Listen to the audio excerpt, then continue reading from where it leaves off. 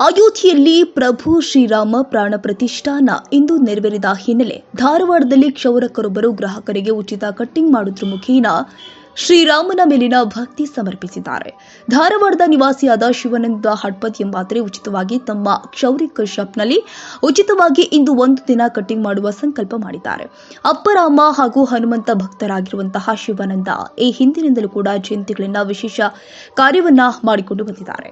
ಅಯೋಧ್ಯೆಯಲ್ಲಿ ಐತಿಹಾಸಿಕ ಶ್ರೀರಾಮ ಮೂರ್ತಿ ಪ್ರತಿಷ್ಠಾಪನೆ ಹಿನ್ನೆಲೆ ಗ್ರಾಹಕರಿಗೆ ಉಚಿತ ಕಟ್ಟಿಂಗ್ ಮಾಡಿ ತಮ್ಮ ಭಕ್ತಿ ತೋರಿದ್ದಾರೆ. ಜೊತೆಗೆ ಸಾರ್ವಜನಿಕರಿಗೆ ಇಂದು ಸಂಜೆಯ ತನಕ ಪಲಾವ್ ನೀಡಿ ದೇವರ ಕೃಪೆಗೆ ಪಾತ್ರರಾಗಿದ್ದಾರೆ.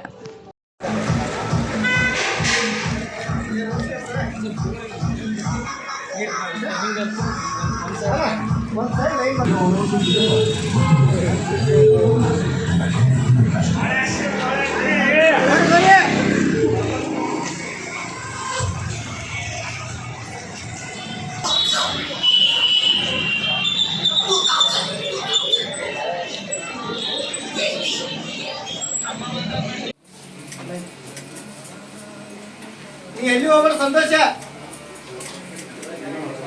ಕೊಟ್ಟ ತಗೋ ಚೀಟ ಕೊಡ್ಸಿದ್ವಿ ಎಲ್ಲರಿಗೆ ಒಂದು ಅರ್ಧ ಚೀಟ ತಂಬಿ